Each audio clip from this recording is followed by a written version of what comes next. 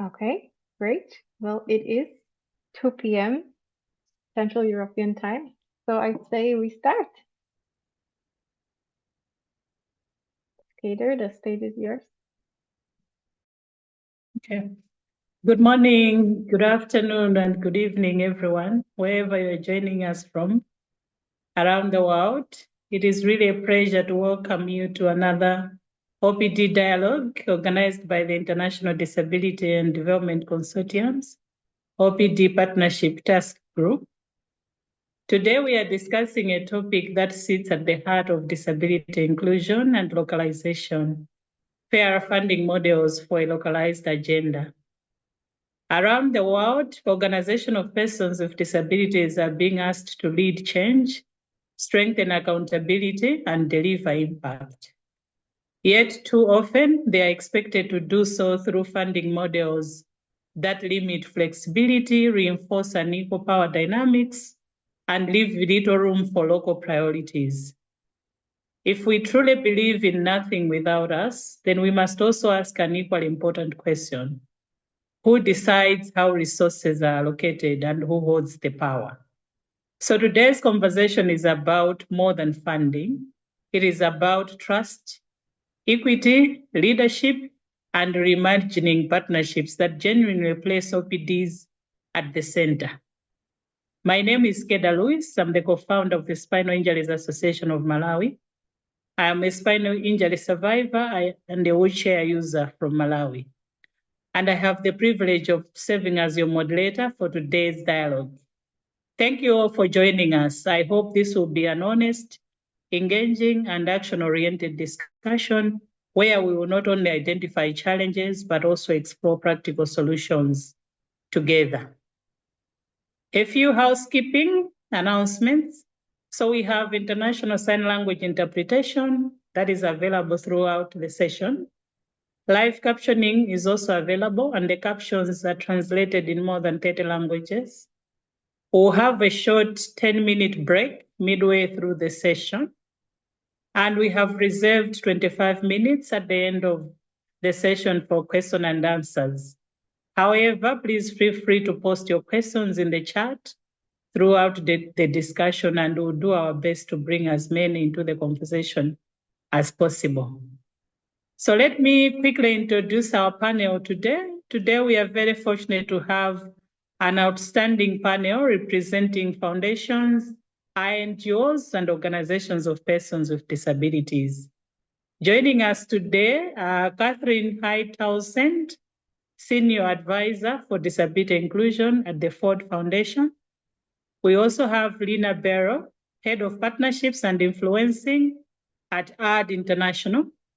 We also have Gaudence Mushimiyamana, Executive of UNAM, a leading organization advocating for the rights of women with disabilities in Rwanda, and Kenneth Echiche, a disability rights advocate and leader from Nigeria representing Jonah PWD. Thank you all for making time to join us today.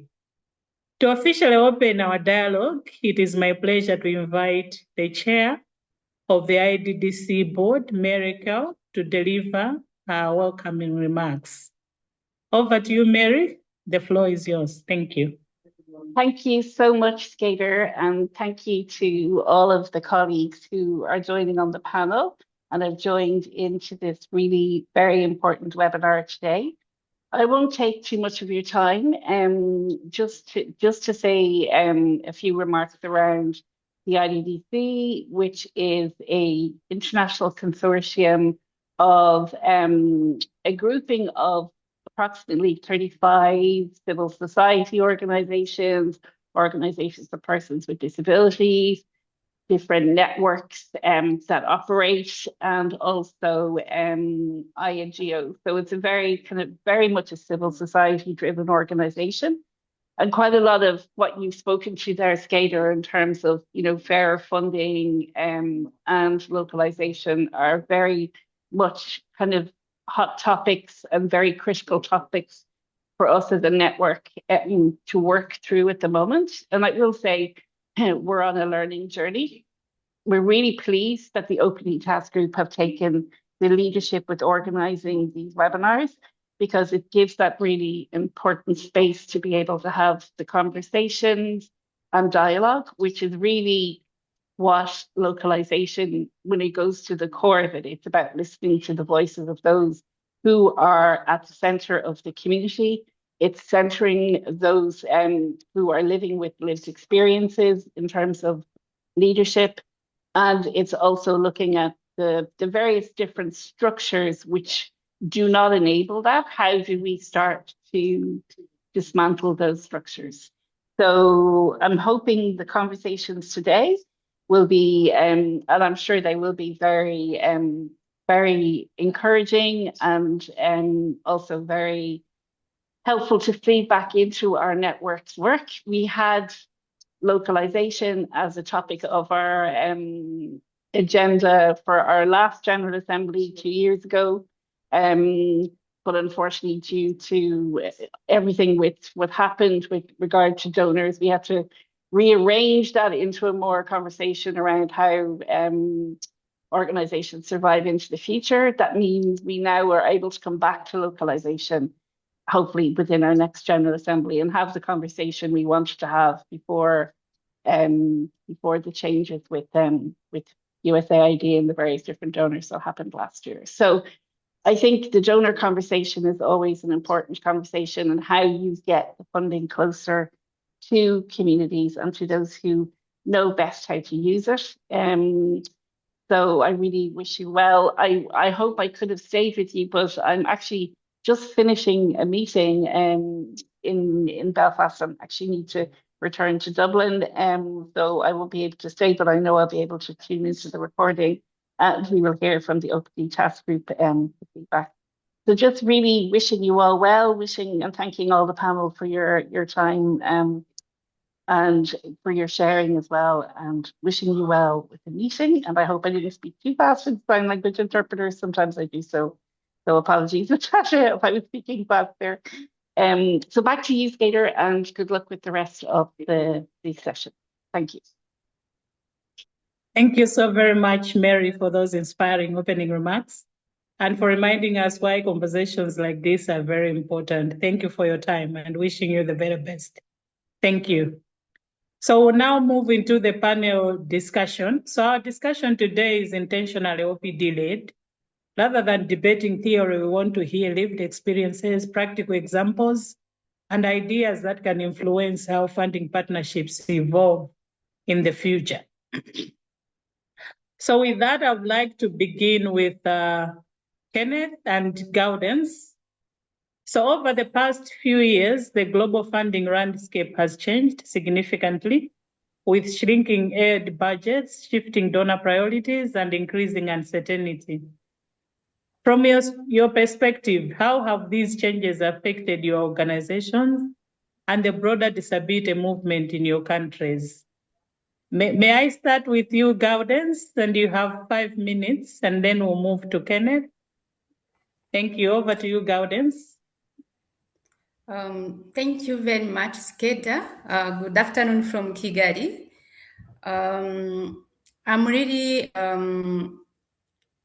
excited to talk about the current situation OPDs are going through. Some of the challenges include an increased competition for fewer available grants. Although the competition, the capacities specifically for grassroots organization of persons with disabilities to compete are also limited. But we cannot also ignore that short-term project funding currently replacing sustained institutional supports that have led to staff turnover as organizations are struggling to retain qualified personnel.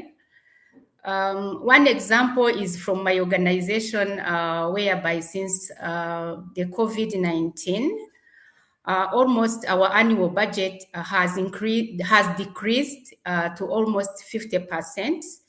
That goes along with decrease in staff, decrease in the project and the donor, whereby currently we are managing 3 projects Yet at that time, we had almost 8 projects on an annual basis.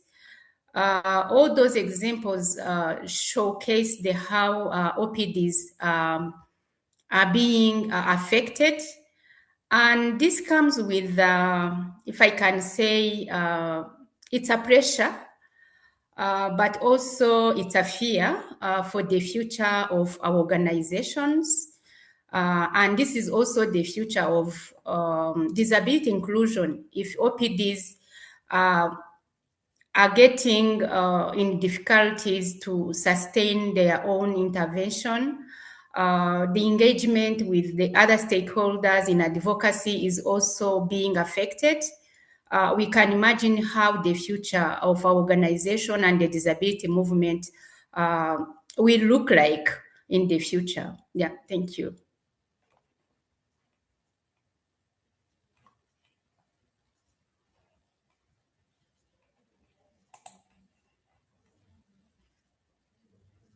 Heather, you are muted. Sorry. Thank you so much, Gaudens, for being so practical about how the shifting donor priorities and shrinking aid budgets has affected UNAB as an organization, but also the disability community in Rwanda. It's really sad to hear that out of 8 projects, you only have 3, and that funding has significantly reduced by 50%. That's quite huge. And we haven't started talking about how that impacts on the gains that the disability community has made over the years and how the future will look like. So thank you so much. Let me now hand over the floor to Kenneth. Kenneth, you have 5 minutes to also share your experiences and perspective from your experience in Nigeria. Over to you, Kenneth.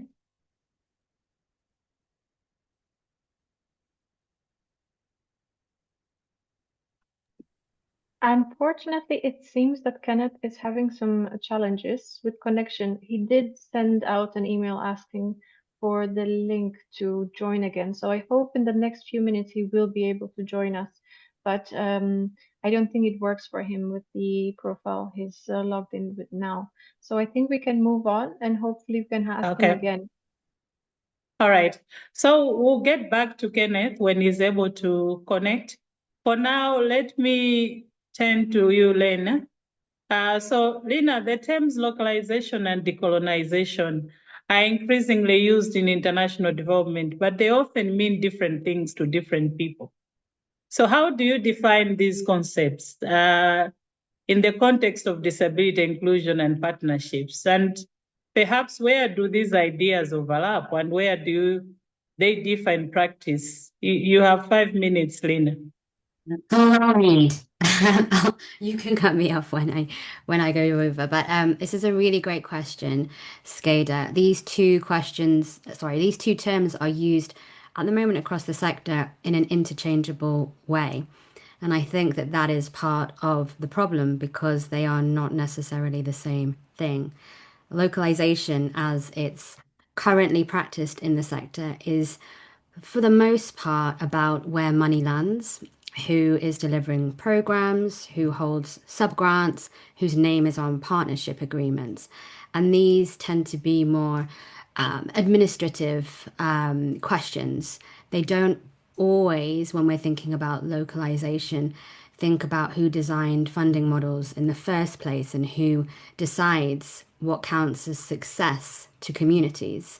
So really rooting communities through every single level of development is not always a given when we talk about localization.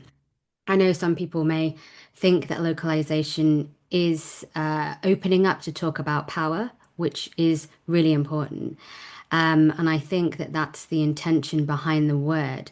But intention and practice are 2 different things. Certainly in practice, most localization commitments stop at reallocating delivery, not actually decision making. So when I say localization tends to be administrative, I mean that where it lands once it meets a funder's system, even when the word itself is meant to carry more than just that. with decolonization, I think it's a asking us a harder question. It asks us about the ecosystem that we exist in, who holds power over the system, and it names what the system actually is. So international development was built on colonial relationships, and those relationships were upholding racist practices, ableist practices at their core. It defined who was productive, what types of bodies, what types of identities, what types of people. And when we think about that, we can think about how the most marginalized communities remain left behind, people with disabilities, at the intersection around the world and the global south, who continue to be left behind. It's because the system was designed that way, never to center them. So when the system was set up, it was really around who has knowledge worth recognizing, whose leadership is credible, whose lives are worth investing in. And so decolonization asks us to name that history, recognize where this came from, this system. And rather than pretending the system is neutral, and just needs more local partners, we actually start to talk about that and really meaningfully forge different paths forward through equitable partnerships, through recognizing lived expertise. And so that's why you can localize without decolonizing. You could localize and still uphold racist practices, ableist practices.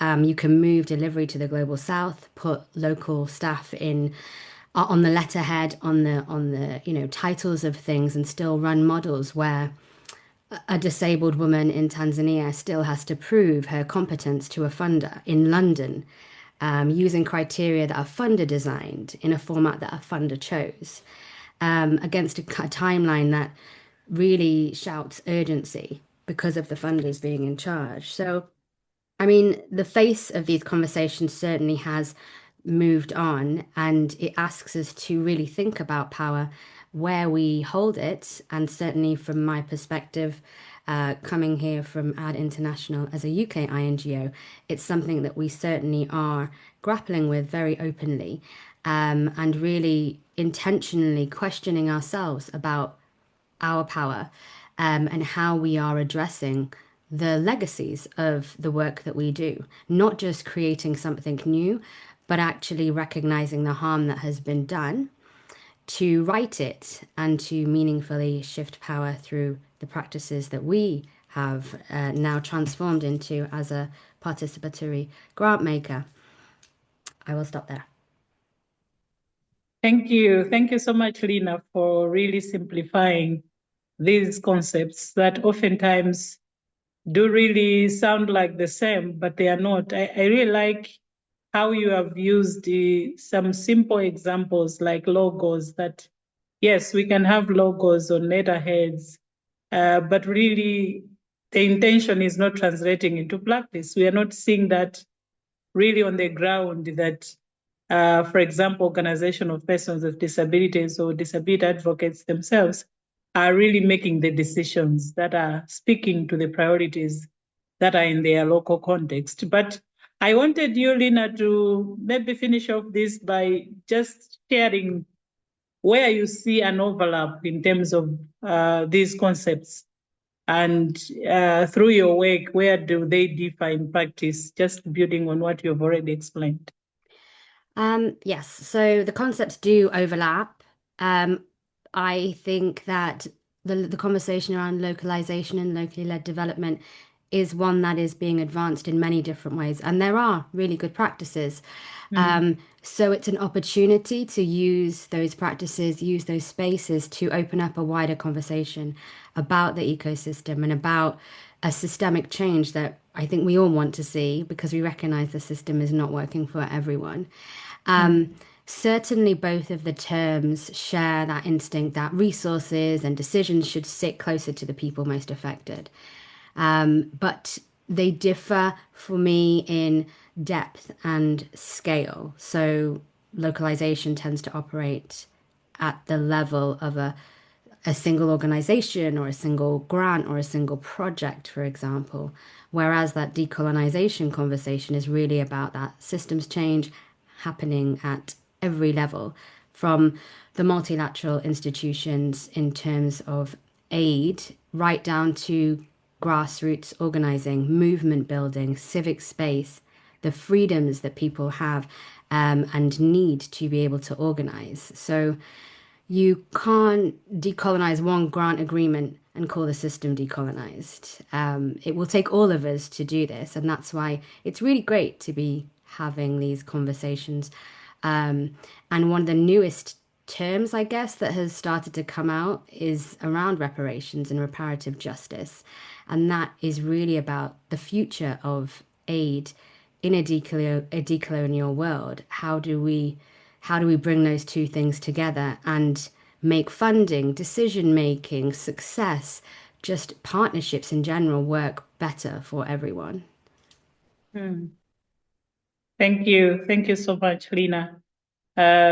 I've been in conversations where we are talking about localization and shifting power, but rarely do we hear people talking about decolonization and really removing those systematic barriers that have been existing for years, and that also affect how shifting power is done. So I really like how you have put it very simply in terms of understanding these concepts and the overlaps that exist, and maybe sometimes the misunderstanding that we have when using these concepts. Thank you so much, Lina. So I'll come to you, Catherine, but I wanted to bring back Gaudence. I notice we still don't have Kenneth. Gaudence, I think you have heard what Lina has shared about the concepts of localization and decolonization and the examples that she has used. From your experience, how do these concepts look like on the ground? Gaudence. Thank you. On the ground is that there is that commitment to shifting the power, but mostly people think about shifting the money to the local communities than shifting the power. So localization is more than moving money closer to the communities. Yet it should also look into shifting the power, as Lina said. That trust, but also the power for decision making for organization of persons with disabilities. It should be more about equitable and fairness funding.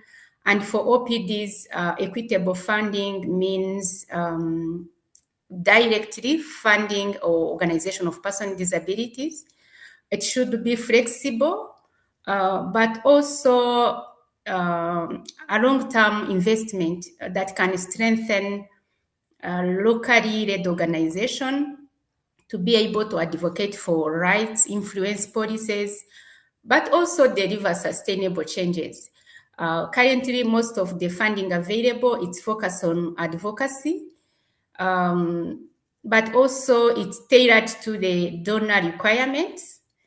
But again, forget the expertise for organization of persons with disabilities to decide on local priorities and also invest in institutional or capacity building to make sure that in the future, those OPDs will be able to sustain their intervention, but also make an impact in a sustainable way. So the principle is there for localization, but in practice, challenges are still there. And I have seen some international organization, development institution are now registering as local entities. And this came with that change in localization. And which means that when registering as local entity, as an international NGO, you still have that power to connect to the source of funding than any other grassroots organization can do. So I feel like Yes, the commitment for localization is there, but again, some institution organization are not ready to shift the power to local organization, the leadership and decision making based on their priorities. So there is still that need of partnership that should be built on mutual respect, if I can say.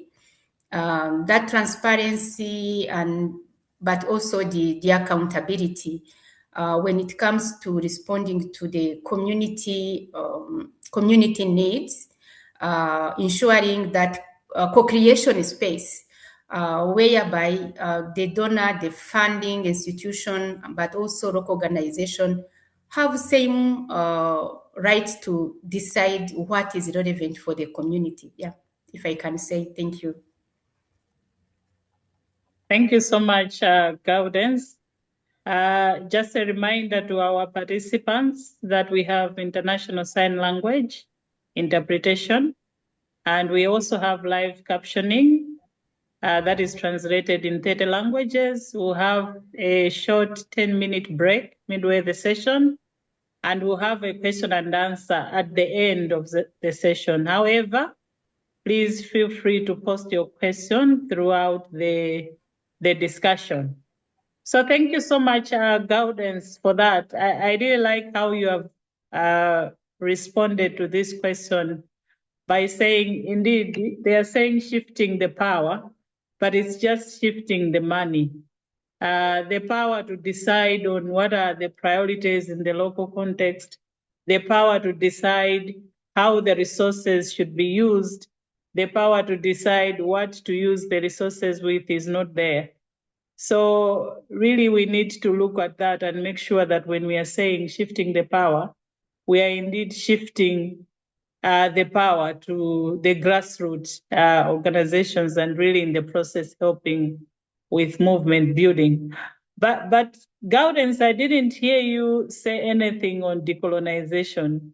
Is this a concept that is frequently come in the conversations of localization in Rwanda or within the disability movement? Do people feel that it has an impact on how maybe this shifting of power is going within your disability movement? Yes, the two concepts are discussed, but like I said, you can imagine how decolonizing is being done. Seeing those international organization funders now registering as local organization, local entities, it means that they come with that power again and the control on the resources and the communities. So this is how I said about decolonizing. Yeah. Otherwise, people discuss, but also the understanding is still, if I can say, limited. The way it was explained here, it's different from how people think about what decolonizing or funding should look like. Yeah, thank you. Okay, thank you. Thank you. Let me now go to Catherine. So the Ford Foundation has been an important partner in disability inclusion. I just want to give you time, Catherine, to share the lessons that the foundation has learned about building more equitable partnerships, and how is Ford Foundation adapting its approach to better support localization and inclusion. Basically, what is Ford Foundation's journey in supporting OPDs? Over to you, Catherine.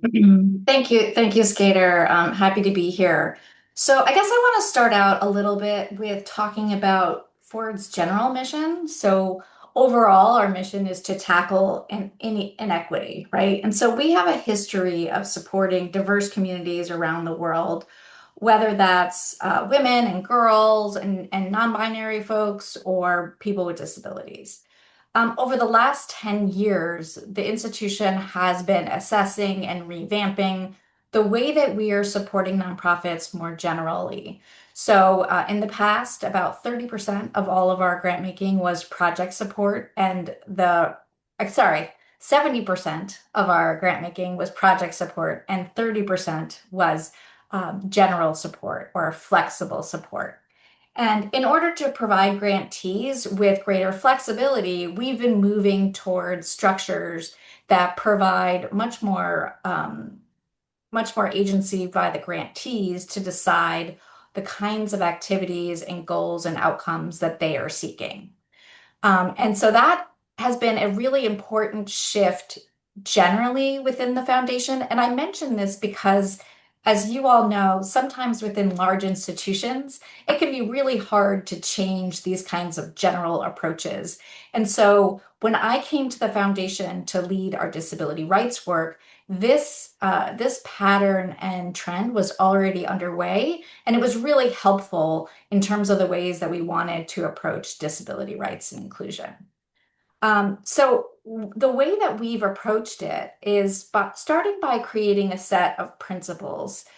So some of you may or may not be familiar, but the Ford Foundation has 11 offices around the world, including one in the United States.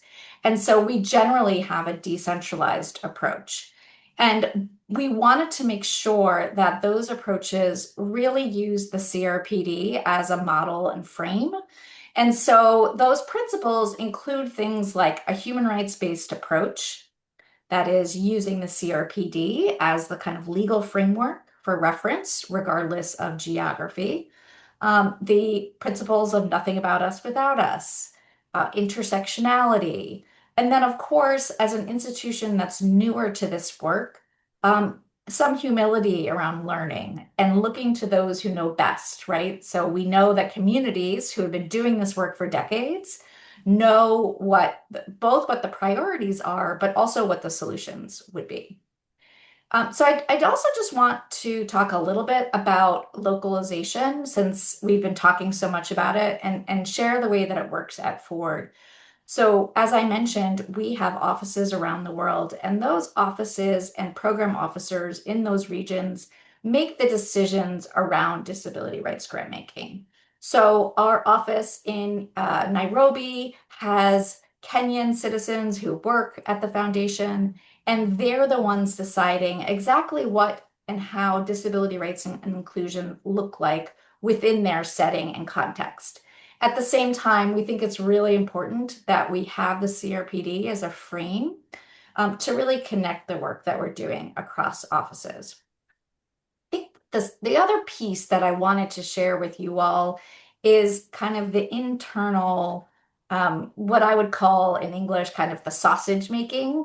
So how do we decide which organizations to support? And so again, we've created a set of guidance documents. They're not policy per se, but they are really ways to help our grant makers, the program officers in the regions, learn and understand about disability rights, because many of them do not have a background in supporting OPDs or disability issues more generally. And so things like, when do you engage people with disabilities in project development? Or when should NGOs be doing that? And helping them understand that obviously involvement in all stages of the project are key, but especially at conception. So oftentimes we know that it's quite the opposite. What happens is consultation with people with disabilities happens at the end. It happens when something is already fully formed and it's like, oh, wait, we didn't consult with the disability community. And so helping folks internally at Ford understand the ways that that is not what nothing about us without us is. The second piece is understanding the diversity of the disability community. So we haven't talked about that yet in this session, but oftentimes people with disabilities or disabled people, as we use in the US, gets used as a very general term without actually understanding who exactly we are talking about. And so sometimes it's just one impairment group. Sometimes it's mostly men with disabilities and not including women with disabilities. So helping folks understand that there's a diverse number of groups and OPDs, and that each of them might have a different strategic approach and priority. And it's really important that we understand what those dynamics look like. And to understand that sometimes within our own communities, some of those groups might be more visible than others. And that doesn't necessarily mean that that visibility is about impact necessarily. Sometimes it can be traditional access to resources. And then I guess the last part of what I was calling the sausage making, kind of looking at how the projects are developed, is really the how. So what are the actual activities that are being proposed that would ensure genuine participation and accessibility? So for example, one of the things we often find, and I'm sure you all see this, is lots of mention about the importance of including people with disabilities, but little of the budget being actually spent to ensure that participation, right? So really getting down to the nuts and bolts of how exactly is that inclusion going to look like, as opposed to simply adding people with disabilities into a very long list of marginalized groups. So that's a little bit of the kind of overview of the part of the how we look at grants. And I think it's important to say that part of what we're trying to shift is to make the process also be part of the outcome. And so what I mean by that is that we can learn by doing, and that we build more effective and inclusive approaches when we're engaging and learning with the disability community and with disability leaders. So whenever Ford staff members want to learn about something, I try to encourage them, reach out to your local community, ask the OPDs near you. Please don't come to me, who sits in New York. I can share lots of things with you, but the best source of expertise and information is really right near you. I know I'm probably running out of time, but maybe I'll just talk quickly about how we're adapting Ford's approach. So the reality is that as I said, I sit in New York inside a global institution. And in the beginning, the sort of directive was to create what was called global learning. And so we did that as best we could. But as many of you can imagine, that didn't work quite as well as we had hoped. And so really what we wanted to do is adapt that learning. And we ended up doing very much one-on-one customized contextual learning with each office, and then also partnering with disability leaders in the region to help train our staff so that it wasn't just coming from somebody like me.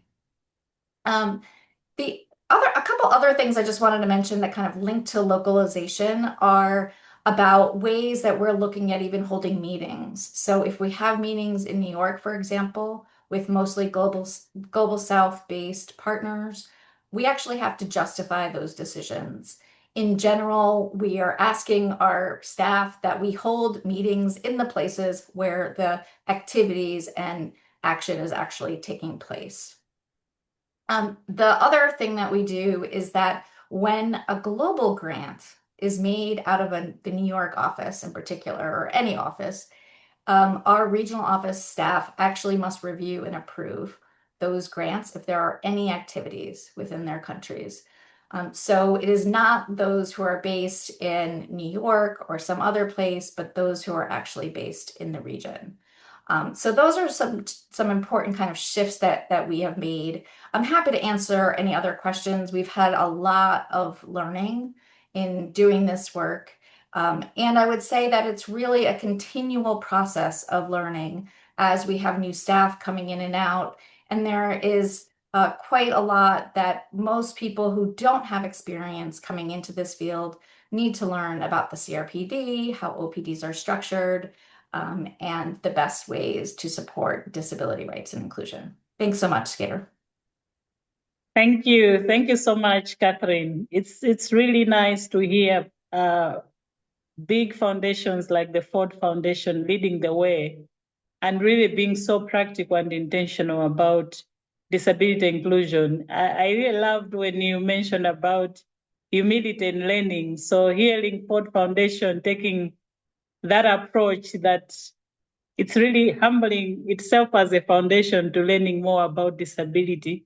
Is quite touching, but also listening in terms of how you have been intentional in designing, having principles, understanding the diversity of disability. I really like the sandwich, the sausage making principle that you used, how you have described localization in practice at Ford Foundation is really good. So thank you so much, Catherine. Before we go for a 10-minute break, I see Kenneth, you have your hand up. Apologies that you had challenges to join on time, but I hope you're following the conversation, Kenneth. So Yes, quickly, absolutely. I'll just get to you so you can share with us in terms of how the landscape in Nigeria, the perspective and the experiences that you are facing on the ground with these global shifting donor priorities and shrinking aid budgets. What has been your experience in Nigeria? Over to you, Kenneth. All right, thank you very much. Once again, apologies. Actually, been struggling to join, but I was here for over like 20 to 25 minutes ago. Quickly, let me touch on what the global landscape on funding has affected the disability movement, the OPD movement in Nigeria. For us in Nigeria, I want to say the funding landscape has really shifted a kind of there's a shift perspective to the way we are perceived, meaning that opportunities and challenges of OPDs are being strengthened by the funding. And not just that, I can clearly tell you here that the funding process has also significantly increased global recognition of OPD's movement, especially disability inclusion in the area of disability inclusion now has become an integral part of humanitarian actions. It has become a discourse in climate justice. It has become a discourse in governance. It has become a topic to talk about when it comes to economic empowerment. And this is owing to funding landscape that has come. And but beside that, the OPDs in Nigeria or the OPDs generally have evolved. They have evolved with this funding has helped OPDs to evolve. They have strengthened their capacity. OPDs now have changing models and safeguard frameworks. They now build capacity of there's institutional capacity has been built, and they have better way of managing resources and a robust financial accountability that OPDs have been able to be empowered through this funding. But however, I must state here that funding remains significantly a constraint, very competitive, and is seriously tied to specific, especially from the funders. That always projects are tied to specific things, and which is I will tell you that the funding still remain restricted. When they tie you to specific funders' priority, no longer and rather than LPD priorities. So when this happens, it takes away the local concerns. It takes away the issue of we the OPDs have a say or they don't have a say. It becomes external control where some funders stay somewhere and they just look at OPDs as local collaborators, look at OPDs as local actors, just merely instruments of implementation of projects and not to be part of the decision making. Funders now look at OPDs as okay, fine, full of risk and all that, a whole lot of this. But you see, this narrative is changing because the OPDs in Africa and some other countries have actually built their capacity where they can competitively, stand in the conversation room to talk of what exactly are these funding, and tell you what are actually their needs.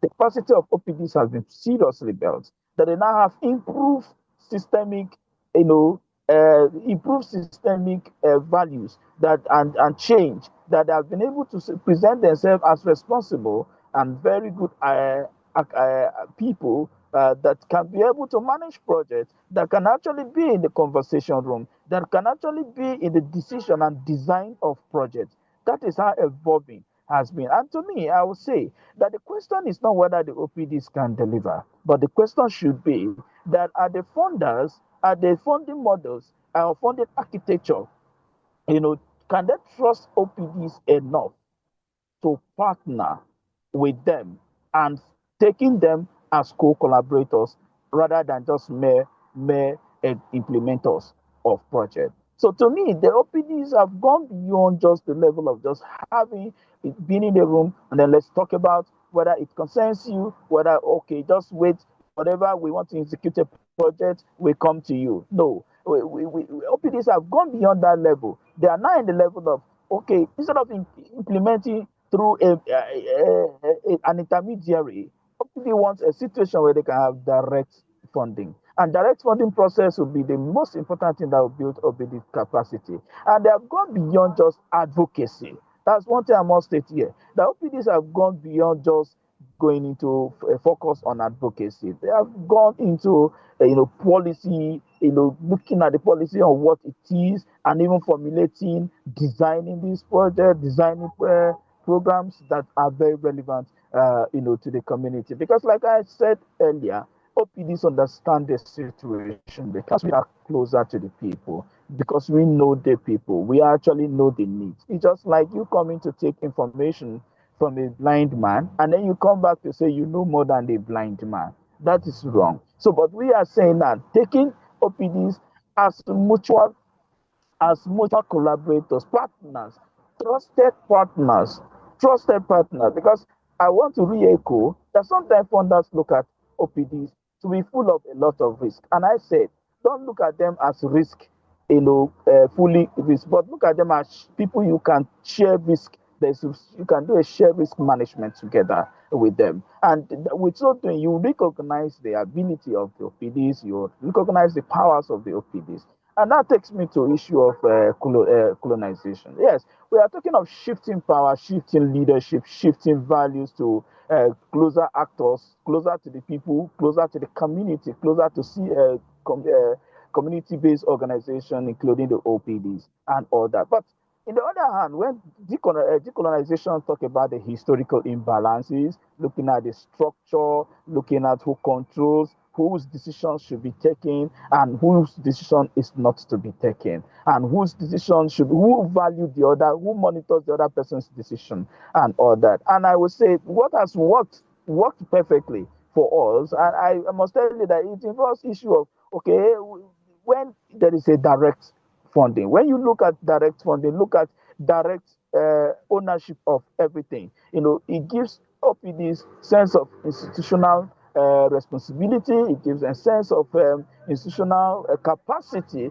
that they can do, and with this, it will make an OPD to be more stronger and more stronger. So I would say in summary, I would like to say that the global funding of OPDs do not only strengthen capacity of OPDs, but also help them to better plan, to better fund their organization. Like I said, most challenge that has been in issue of funding has been that most of them are short-term based funding. And this short-term based funding rather begin to put OPDs put them in a fix of how to survive beyond this project. Most projects takes you 12 months to 2 years, but there is no because of that risk issue. Funders do not fund you. Oh, more than 5 years, 10 years project, you just continue. And then, so if this is done, it will put OPDs. If you put them on short-term project, it puts OPDs at a serious risk of survival, staff retention, sustainability plan, and there is always a disconnect. Because what happens is that once some staff of OPDs do not see their place in the next 5 years, they may tend to leave, and it will require another time for you to build a capacity of new staff that will be able to take over and perform creditably in that. So the funding has been good in a very, very good one, but we are saying that they still remain very, very unrestricted, very, very restricted rather. The funding remain restricted, and because they want you to perform according to their priorities, not because of your priority. They look at your specific, they come up with specific mandates, specific goals, specific projects that they want you to implement and they want you to go about. And this is what we are saying no. If these things are done, in conjunction with the OPDs, we could have a better outcomes. We could have better implementation process, and sustainably, OPDs go beyond just where we look at it. I'd like to stop there for now. Thank you, Kenneth, for those practical and very insightful contribution from you. I think you touched on some things that Gaudenz also mentioned about how funding has become more competitive, but you also highlighted some key issues from the disability community that persons with disabilities should not be taken as instruments of just delivery, but co-creators. And indeed, as you have put it, the question shouldn't be if OPDs have the capacity, but rather can funders trust OPDs to co-create? Can we dismantle the historical imbalances of power really and see power shifting to OPDs to make decisions around what are the key priorities? And also, I liked what you mentioned about sharing the risk, because sometimes risk is often seen from the lens of the OPD, that they are very risky, therefore they need so many requirements to fulfill for them to access funding. But have we thought about how we can share that risk with mutual understanding for the benefit of both the OPD and the funder? So thank you so much, Kenneth. I think you have tackled all the questions. So we'll take a short break. Thank you to all our panelists for the rich reflections on funding, trust, and shifting power. So we'll take a 10-minute break. We'll be back at 1. Please stay with us, because after the break, we'll move into a more interactive discussion before opening the floor for the questions. I noticed that we are already getting questions in the chat. Please keep posting the questions in the chat, but we also have a Q&A session at the end. So we'll take a break and we'll be back at 1 o'clock. Thank you so much.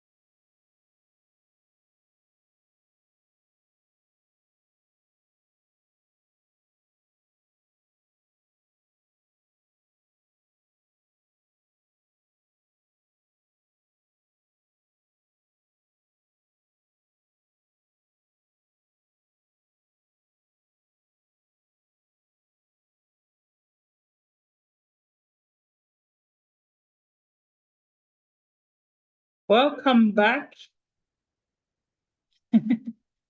I hope we all had a chance to stretch and grab a cup of tea or coffee or water.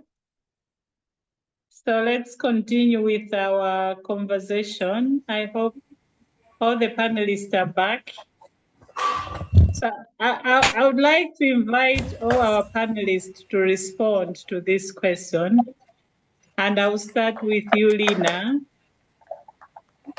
Yeah, so after hearing all the insights from all the panelists, the experiences, and what is happening in Rwanda and Nigeria at Ford Foundation, AD International. Lina, what more can OPDs, INGOs, and foundations do to strengthen trust, shifting power, and still manage accountability and risk?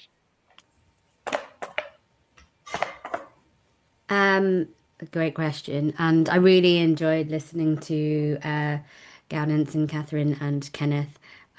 So many things resonate there. I think the key here is around trust.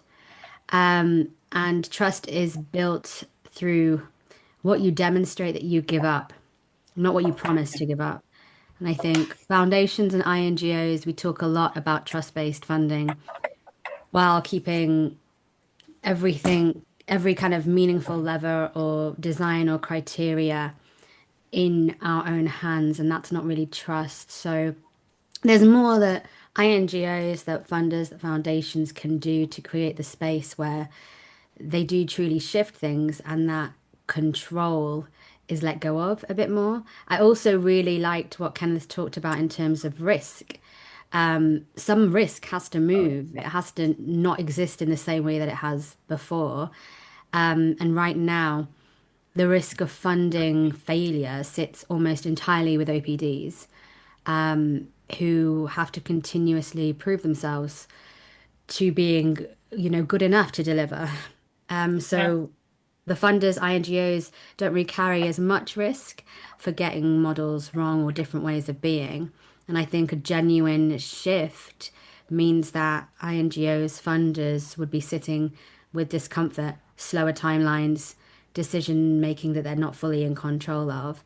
And I think particularly INGOs and the space that we occupy, for example, as AD as a UK based INGO, we have a specific role here, really thinking about our own access, our power, our privilege, our relationships to open up doors and then step out of the way to build those bridges between OPDs and other actors in the sector like funders. So there are definitely things that we can do. There are roles that we can play, but it does mean sitting in discomfort and moving through that and really building on that trust because, as Kenneth said, it's not about if OPDs can deliver. They can. Yeah.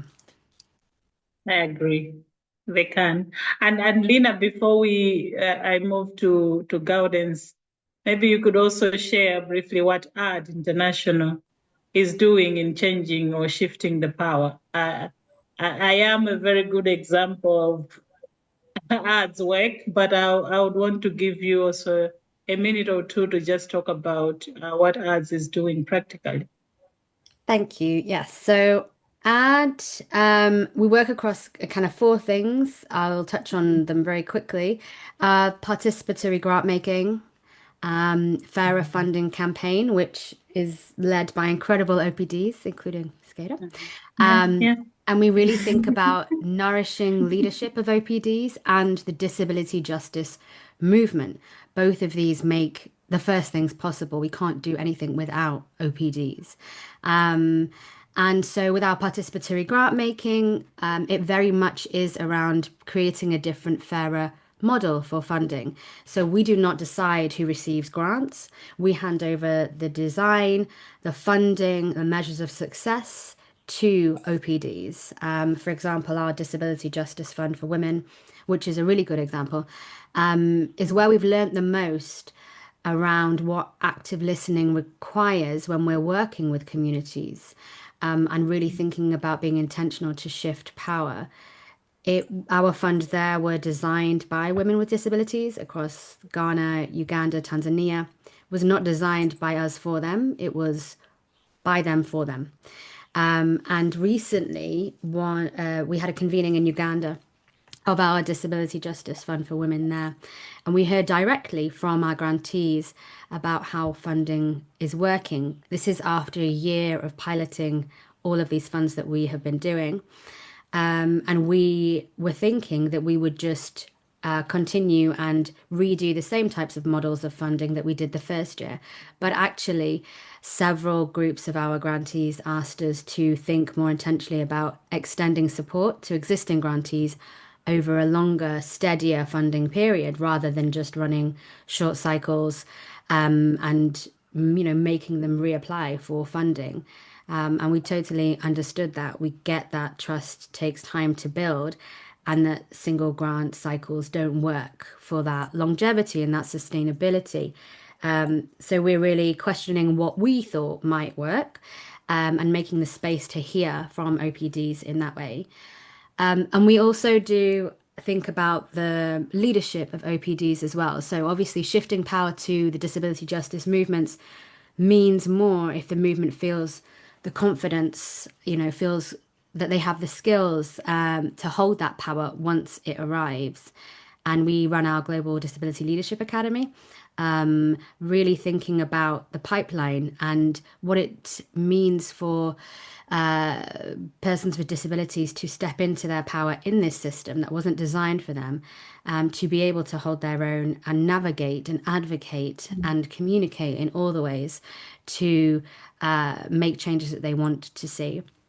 And then I will just talk very quickly about fairer funding campaigns. So this is a campaign which hopefully everyone here is familiar with, but if not, we can share more information. So this is a campaign that was started a couple of years ago, and it was about raising awareness of the 0.3% of funding, of aid funding that goes to disabled communities around the global south.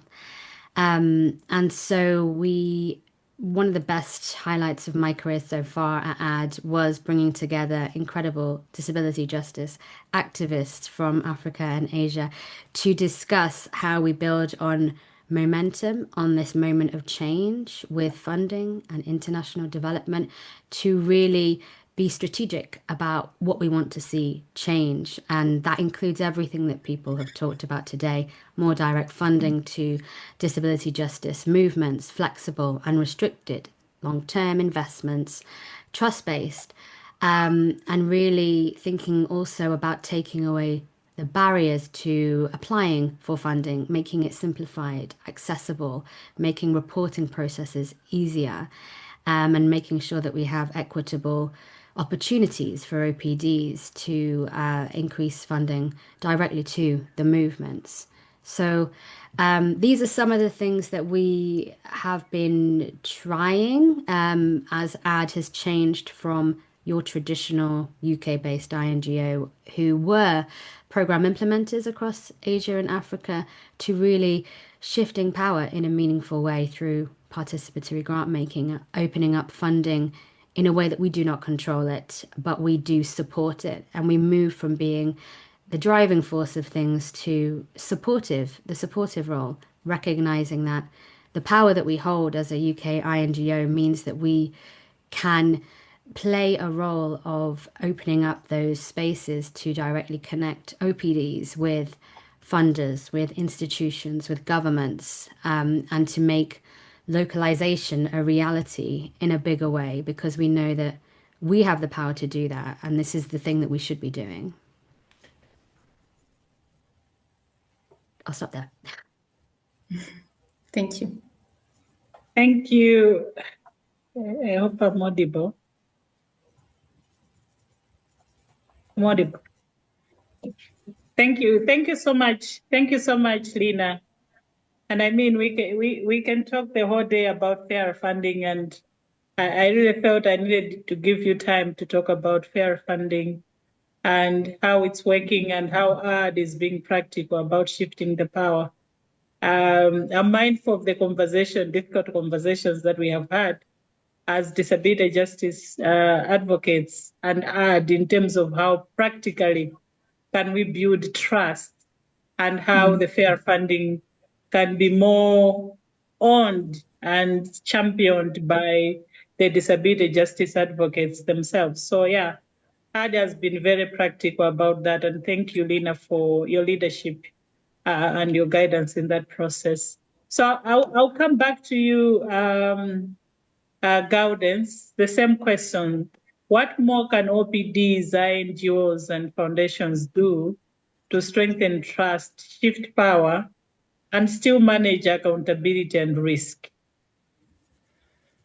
Gaudens. Thank you. I think Renina covered more of the key points, but all that might be achieved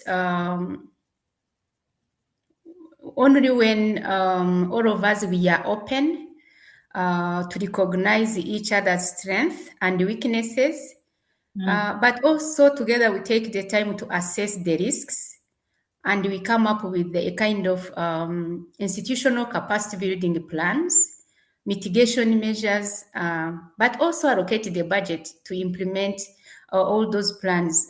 Most of the time, risk assessment are conducted, capacity needs assessment are conducted, but that lack of the budget to improve on the situation is still a challenge. So we need to be open, recognizing our weaknesses, but also our strength, but also being intentional in all that.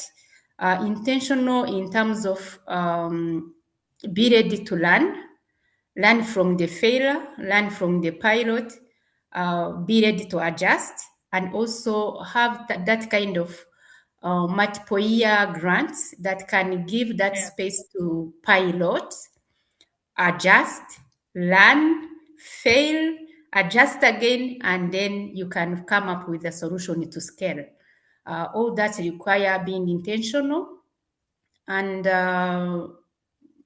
through the whole process, this is where people can trust each other, international, local, OPDs, organization. Through the whole process, multiple year grants, they can find values, but also build that kind of trust. Trust in terms of being accountable to their needs, but also building that capacity in leadership, in management, pilot tools, simplify those which needs to be simplified. All that requires some time to build that trust. And I think, again, we might also recognize what Kenneth said, lived experiences of organization of persons with disabilities, and as an expertise to build on. On my side, since we started the organization, we have been learning from different organizations that have tried different ways to build that a trust. I remember the first donor we had, the Disability Rights Fund.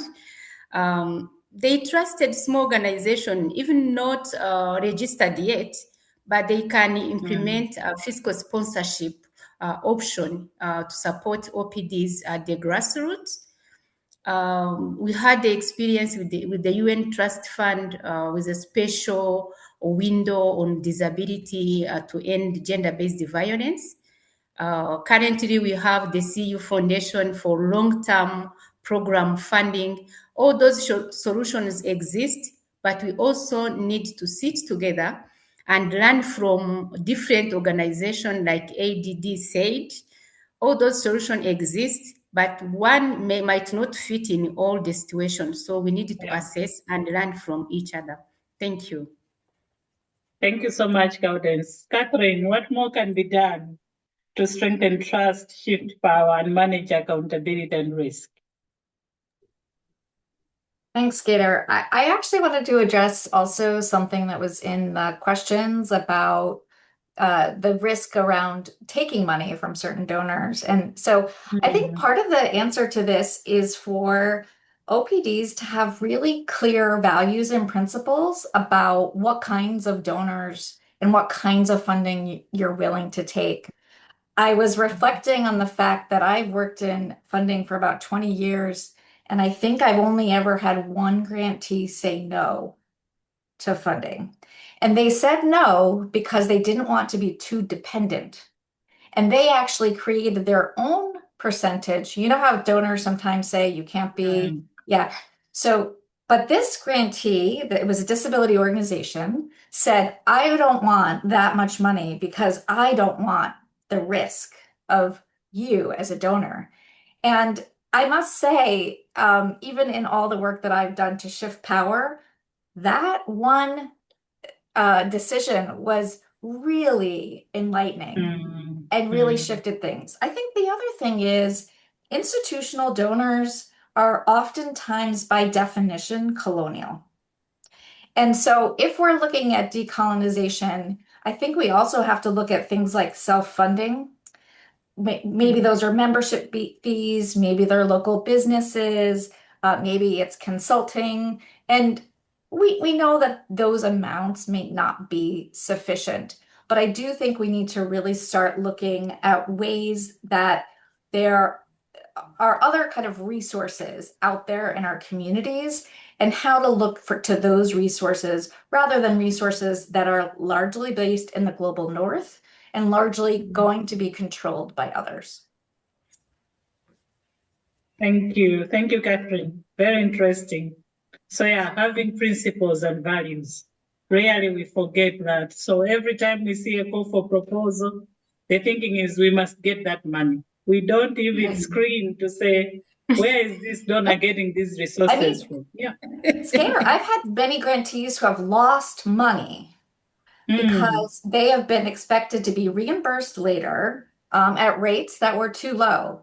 And so why should OPDs be subsidizing governments or funders? And the answer is you shouldn't be. And so I think part of the taking back the power is reasserting that you do know best. You know how to manage money. And I don't mean to make this sound too radical, but I do think that having these conversations is part of the start to that. And also finding individuals within institutions. I would just say that sometimes you all know large institutions can be very challenging to change.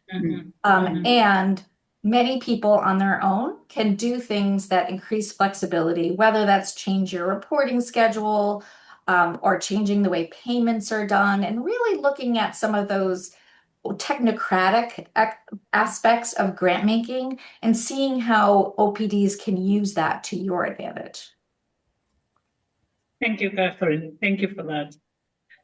Kenneth, what more can be done to strengthen accountability, trust, to really shift the power?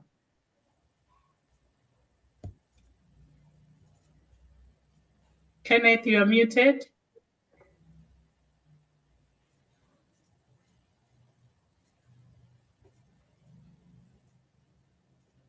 Hi, Kenneth, can you hear me?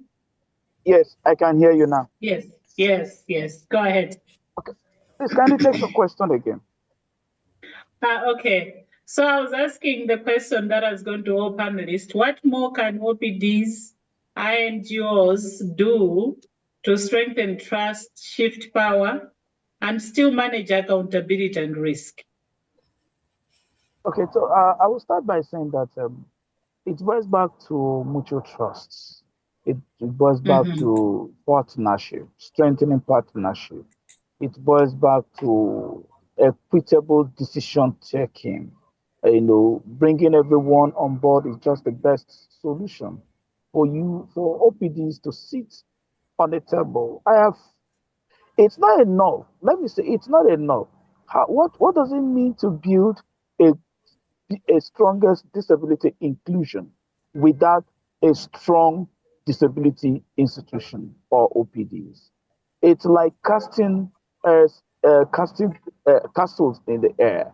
Because if you build a strong disability inclusion and you do not have strong OPDs that will escalate, amplify, and voice out this inclusion, then you wouldn't be able to go far. Therefore, there is still that partnership that is required between the OPDs and international NGOs, that you should come together, look at each, there should be that perceived appearance of OPDs as co-creators. I do want to start at that if we see ourselves that way, then we can say that we have a future, a disability future, a disability inclusion future that is sustainable, that is trustworthy, that we can actually build on to say this future will define the global perspective of what disability movement should be. And then in the issue of the fairer funding, like you are talking about, I keep saying, you see, giving somebody shoe, that is not inclusion, but giving somebody a shoe that fits the person's size, giving the person the size of his shoe, that is what is called inclusion. And therefore, international NGOs cannot at this point externally, sit down, take the decisions, then bring it down to the OPDs, to just implement. And then looking at them as just mere beneficiaries. And this is why I'm going to be advocating that there is need for the OPDs and international NGOs to begin to sit down to design. Let there be a conversational point, that room that the two persons will look at each other as progressive partners. Look at each other as progressive partner, and not one person oh, okay, as a supervisor, okay, I'm supervising you, then you must take whatever I say. That should be right, and all that. Yes, because I provide the money, and therefore you take whatever I say. So I see that's why it's going to be important that we sit down together. Let there be that room for conversation. There should be that table for conversation between the OPDs, international NGOs, and other partners to really look at the problem, to really look at what issues really need to be prioritized, and not, issues that are sat down somewhere and someone picks it up and said it is issues that you prioritize. So I canvass seriously for that meeting point between the OPDs and the international NGOs. Thank you. Thank you so much, Kenneth. So as we begin to wrap up our panel discussion, since this is an OPD-led discussion, I would like to end the question to Gaudence.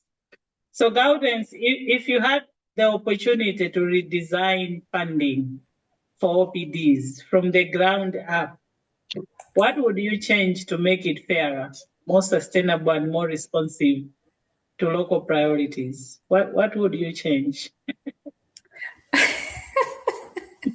Thank you. This is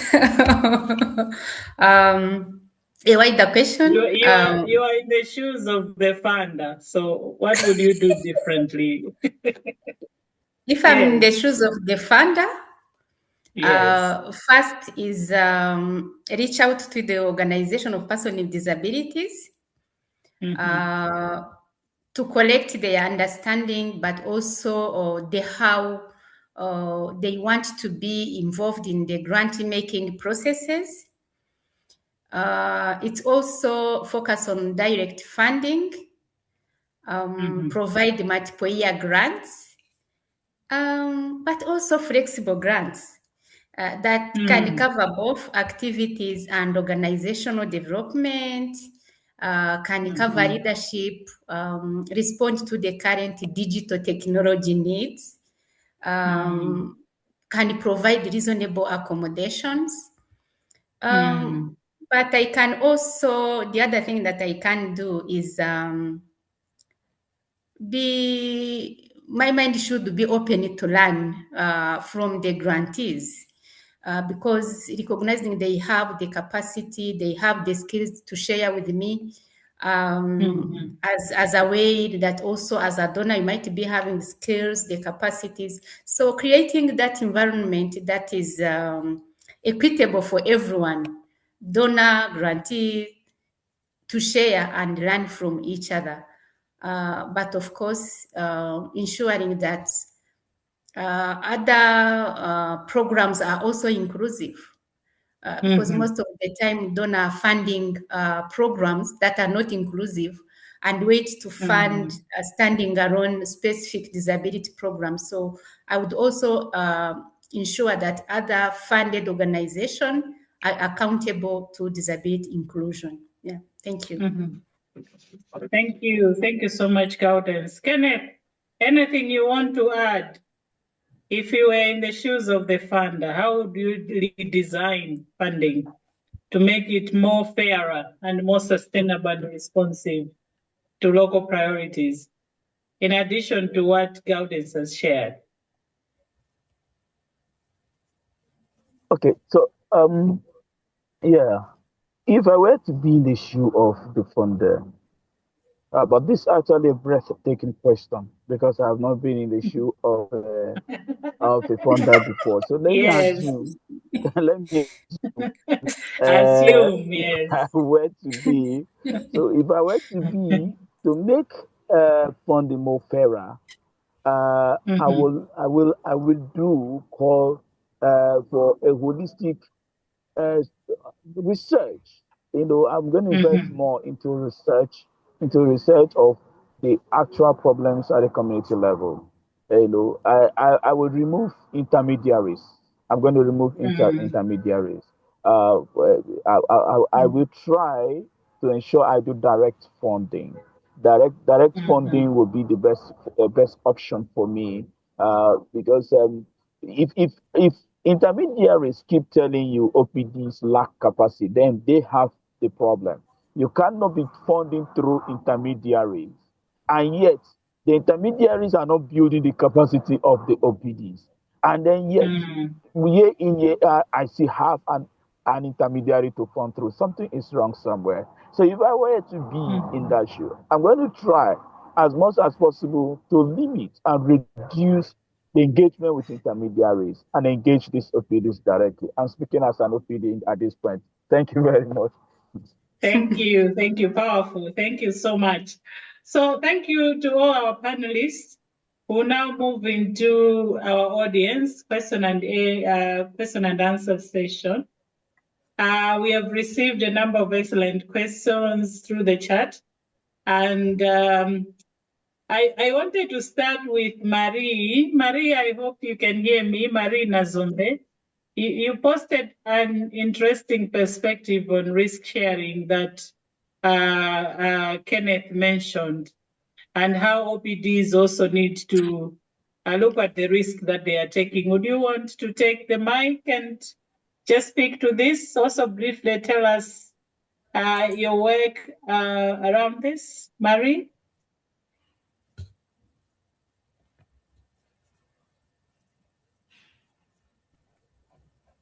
I was just looking for an unmute button and then you provided one. How magic is that? Hello. Hi. Yeah, I'm Marina Zombie from CBM Global Disability Inclusion.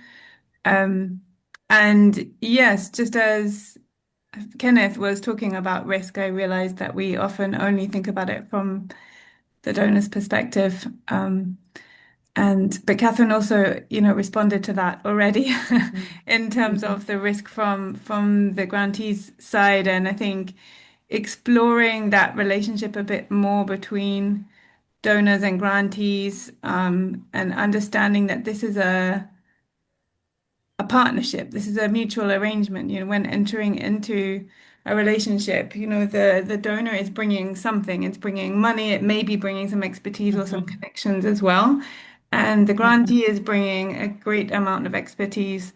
And, the activism, it's going to achieve something with that money. It's bringing, networks, it's bringing knowledge, it's bringing lived experience, and all of that. The combination is what's needed to achieve the results. And if that can be entered into as a real mutual partnership with all parties thinking about their own risk, about how to mitigate each other's risk, about how to manage that together, and how to pool resources, I think we can have, more productive relationships that, are really equitable. Thank you. Thank you for expanding on that perspective. Very, very important. We also had a question from Benedict. This is going to our panelist. So Benedict says, if we started with a blank page today, what do the panelists think that development would ideally look like? So he says development in itself is a loaded term. You can't think of a better one at the moment. But is participatory grant making enough, or there are more fundamental questions over how NGOs and other actors in the system, and whether these are the best structures and ways of collaborating? So is participatory grant making enough? I think I'll take this to you, Catherine. Your thoughts on this, whether it is enough, and are there other ways or other ways, best ways, best structures that we can collaborate?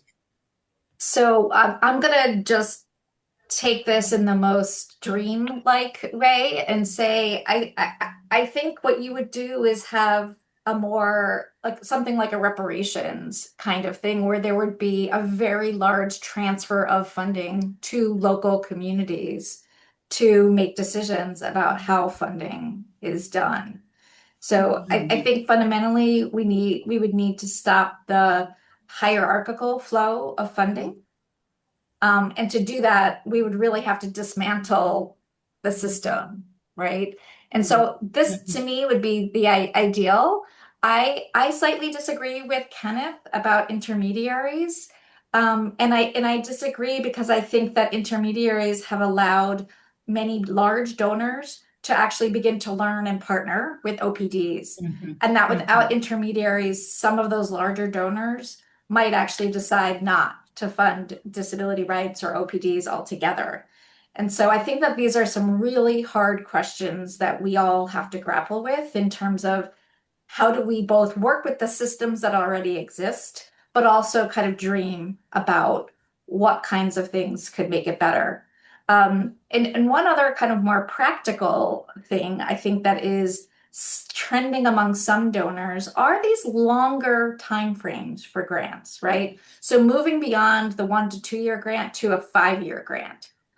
To me, something like that is a real shift in the ways that OPDs and other nonprofits can plan and think about your futures. So really leading with some of those practical things that some donors are already putting in place and have shown that it can be done. Thank you. Thank you, Catherine. So Catherine says, yes, there are more ways of doing it apart from participatory grant making. However, she doesn't agree with what Kenneth mentioned on direct funding. The intermediaries have really been helpful. They also not only in linking with OPDs, but also bringing out what OPDs are doing within their communities. Lina, would you want to? Skater, apologies. Say one other thing. So, yes. I did not mean to say that I actually think participatory grant making in the current structure is an incredibly effective and powerful way to do grant making. So please don't take my answer to mean that I don't think it's it is when you can get donors to do it, it can be incredibly useful and achieve many of the goals we're talking about today. Thank you, Catherine, for that. Lina, anything you want to add on this? Is participatory grant making enough?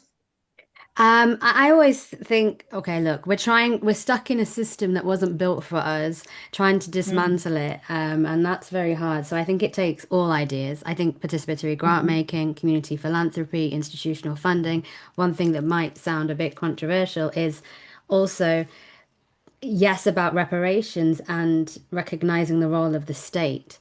So if we really want to see things change, I'm really toying with the idea of continental solidarity. I don't say that lightly. I know that governments and their people, I'm sitting in the UK. We all have issues, very much on a differing level.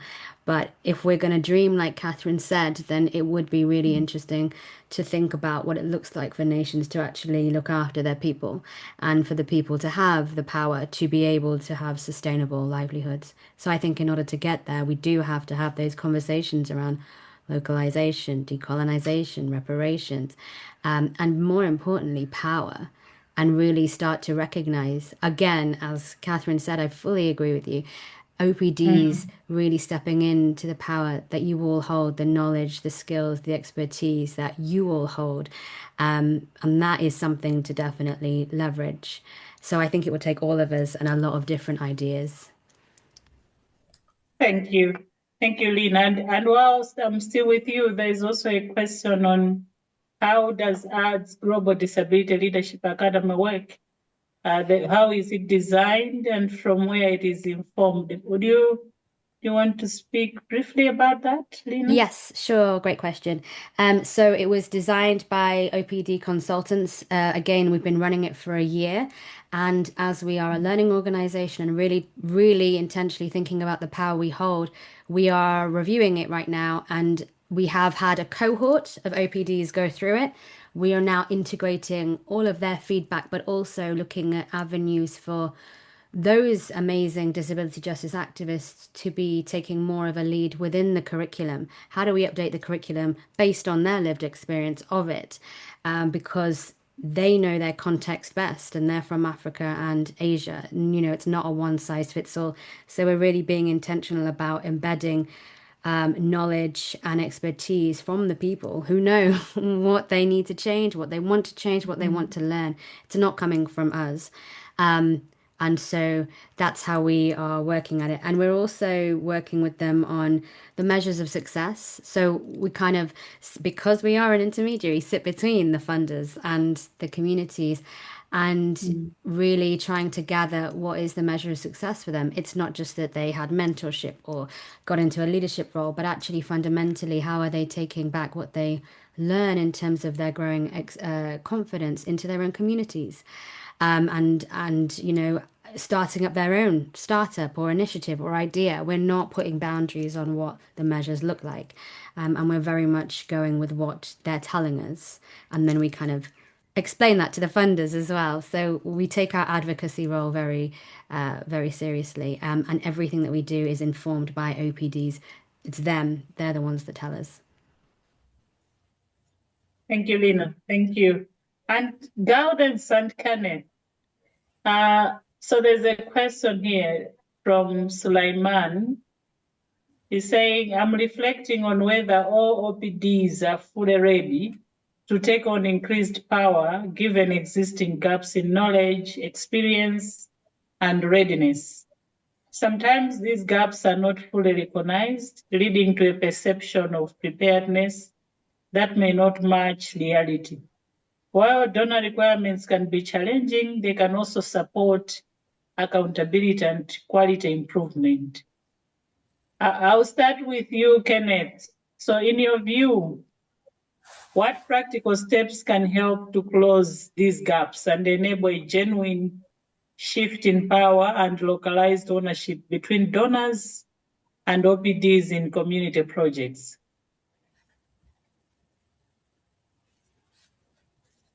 Okay. So my take here on practical steps that can be taken. One, I'm going to be saying that international NGOs or donors, as for instance, must have to be from try to escalate from short-term funding and specific funding models and make it more sustainable, maybe long-term funding and then sustainable model. By that I mean that it's not just the fact, okay, like I'm aware of CBN Global. I know what they do in Nigeria in terms of disability inclusion, and so what we have built a capacity with them is that there is that practical step of inclusion in grants implementation, inclusion in it's some of these things that makes it work for us. And so, to me, I feel that international NGOs should move away from a little bit unrestricted, a little bit from the restricted to something more specific that could allow OPDs to function properly. And then, like you said, the gaps, yes, the gaps are there, but like we'll have international NGOs must be intentional, funders must be intentional in bringing OPDs to board, bringing OPDs to really quick action that we can work and work as partners. I think that would be my suggestions for now. Thank you. Gaudence, what's your take on that? Are OPDs ready? Thank you. I think and I believe OPDs are ready because we must recognize the dynamics all around the development. You will not be ready at all 100%. The challenges, the gaps are always there. Through the implementation, you will face other new insight, new challenge, new gaps. So the most important thing is that being aware, recognize your weaknesses, your strength, but also commit to improve on the challenges and the gaps. And this is, as Rina said, require mentorship. It's require those intermediary stakeholders. So you learn through the process. But also you set up kind of milestone to make sure that you are graduating.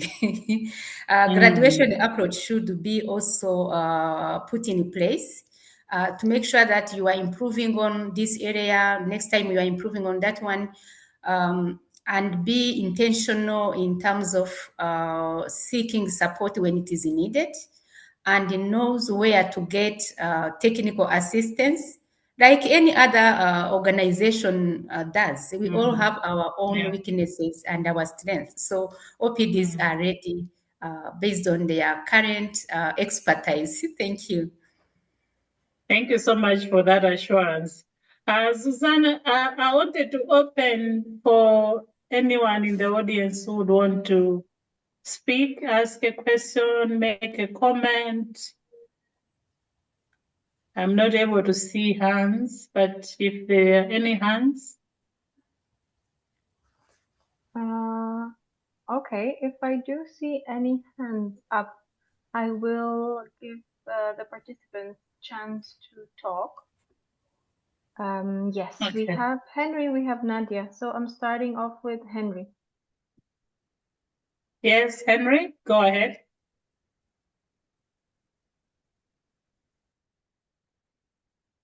Henry, you are muted.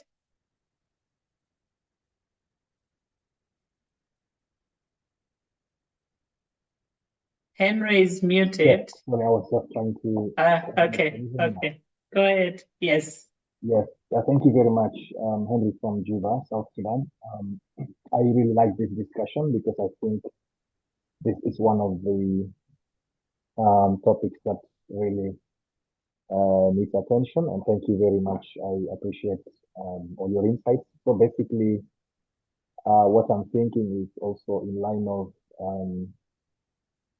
in light of addressing the gaps that are there, because I know that the donors want to help, and the OPDs need the help or they need the funding, but then there are gaps in between. And I would certainly, in fact, this is something I was thinking about, the issue of intermediaries. But of course, I also understand the challenges that the donors are grappling with. And that's why I just sort of thought of maybe why not use also other OPDs that could be in those countries actually where the donors exist, maybe as intermediaries, but also perhaps some kind of exchange of experiences would also help, because we have OPDs all over the world, and of course they are not at the same level. So let's say OPDs in the global south and those in the global north, for example, could also exchange ideas and then sort of, think together on how this, because of course knowledge and experience and expertise also would play a great role in shaping how things are done. Because at the end of the day, disability inclusion, although it may not be the same in other parts of the world, but there are things that I would say that are um, universal. So talk about barriers, of course, Yeah. so these are things. So my thinking is that this could also be food for thought. How do OPDs, that are at different levels also exchange experiences to enhance this sort of engagement? Thank you. Thank you. Thank you so much for that perspective. Yeah. OPDs are really at different levels, and there's need to also exchange and learn from each other. Thank you so much, Henry. Nadia, you have the floor. Hi, everybody. Can you hear me? Yes. Yes. Yes. So my name is Nadia Haddad. I'm one of the IDDC co-chairs of this OPD task group organizing this. I have more than 30 years experience living in the South, living in the North. And what I miss is really something pragmatic about shifting the power through knowledge. Knowledge is really power. Knowledge not only because the project is on emancipation of women, but all the other different sectors that we don't take into account. For me, a project is only a success, whatever type of project it may be, if it's sustainable. If you take the timeline of the duration of the project, the first part is that there is a co-production and that there is a learning and that you shift the power not only by financing, not only by training shifts, but also involving academicy, local academicy, that you have something evidence-based and that you create your own model on that during that first phase. The second phase is that the OPD take a little bit the leadership over. And the third phase is that the donors and those who are working with the donors are only observing and the things goes on by itself. Then you shift the power. Then you will have results that that local OPD can say, well, yes, we managed to deal and we can continue without a donor.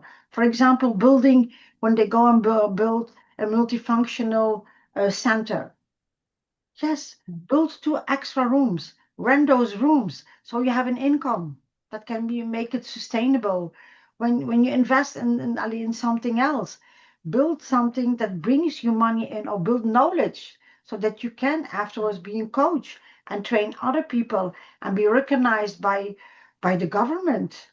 So that you have something that comes out that you can resell.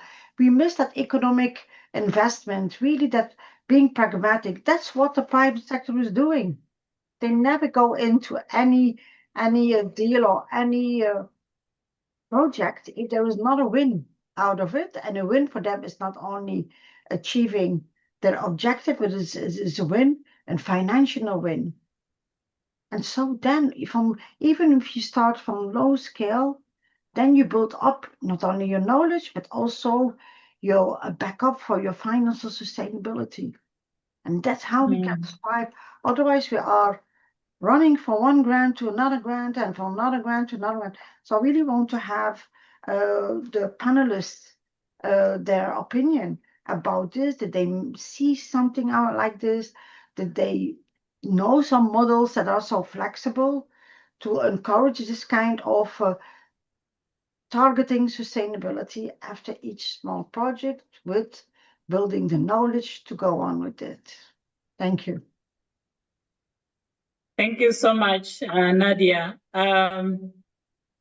Any panelists that would want to take that? Shifting power, shifting knowledge. Any experiences with that? Yes, Lena? I mean, I'll probably speak to a bit of it, but probably not all of it. I guess I disagree with the first step. I think it should just be OPD led from the beginning. And I'll give one example, which is not the same, but stay with me. With the Fairer Funding campaign that we are supporting, some of those, I guess, intersectoral relationships that you spoke about have organically just come out with one of our OPD leaders who are in Bangladesh, who are thinking strategically about raising awareness and advocating for fairer funding, has naturally talked about working with academia. Others have talked about working with communities. Others have talked about policy and really thinking about the policy level, and others communications and funding. So I think harnessing the knowledge and expertise that already exists within OPDs is just a no-brainer. I think there's a number of things that she was bringing up, and I'm very interested in blended finance, in which I kind of spoke a little bit to, in terms of institutional funding, community philanthropy, impact investing, how all these things actually operate together. So one of the models that I was at EAPN last couple of weeks, Women for Women, I believe, were talking about how they are creating impact investment circles, which is really about private sector investing in a grant and then, getting back their interest, but actually some of the money stays with the grantees, and then it's about investing. So, and there are still other models that I have seen where funders, particularly across Africa, are giving grants, but part of it is earmarked for endowment. So for investment, for the community to be able to think about, actually, this is your seed money. This is not what you're going to be, using. Invest in that. And how do you invest in that? How do you make it work for you? So there are different models. I'm not sure if I answered all of your questions, but those are just some thoughts. Thank you. Thank you so much, Lena. So I have an interesting comment here from Liz Ombat, if you want to take up the mic, but you are sharing a very amazing example here of Ford Foundation's work in Kenya. Would you want to say something about this, Liz? Share with us. Hi, Skada. No, I think it's Hi. much to what I've actually just written there, because I feel it's really critical that as OPDs, so I'm with the Kenya Network of Women and Girls with Disabilities, and I'm sharing an example that Ford actually reached out to us, which I thought was amazing. How do we work with you to support women with disabilities within civic participation? And of course, then being able to connect us with their other grantees who are within social justice. So I'm just saying that it's really important that as OPDs, we're also aware of other movement struggles and, working with other movements. It will take, maybe we will teach them some things and they will teach us others, but I see that as really being important in advancing the work that we do as OPDs, because I also recognize that how we do advocacy is changing. Yeah. So that is what I was trying to share in that. Thank you. Thank you. Thank you so much, Liz, for sharing this as a best practice. Catherine, I'm more smiles on your behalf that we really have these very good examples of what Ford Foundation is doing in East Africa. We are nearing the end of our conversation this afternoon. Since this is OPD led, I wanted to end our conversation with Gaudence and Kenneth, just by giving us what are your takeaways, like what messages would you want to leave with our participants on the subject that we have discussed today? Kenneth, you can start, and then Gaudence.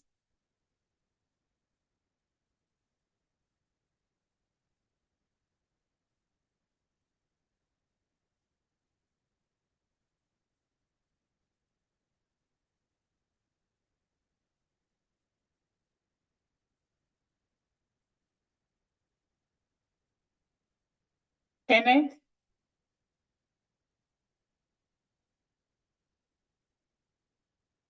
Any final words?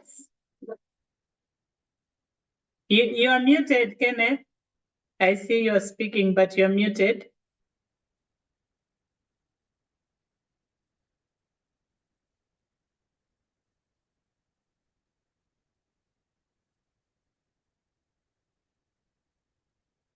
Gaudence, are you there? Thank you, Skeda.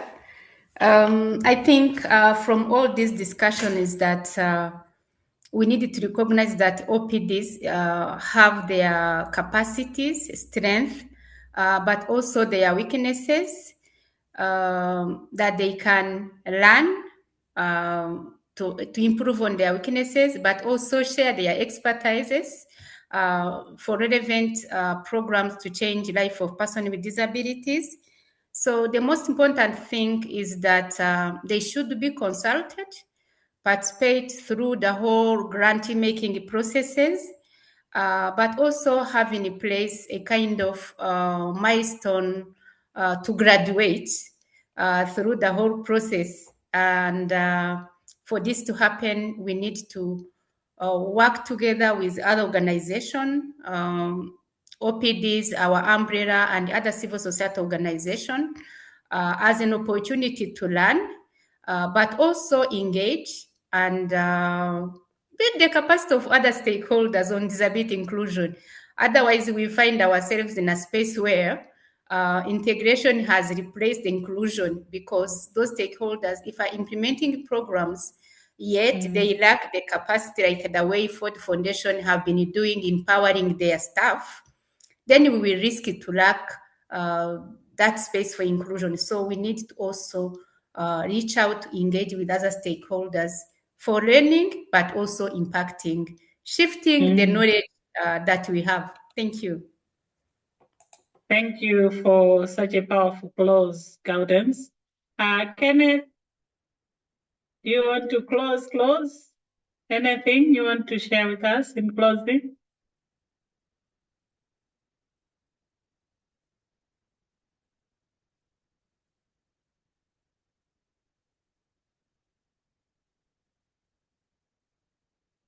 I think Kenneth is having challenges to unmute.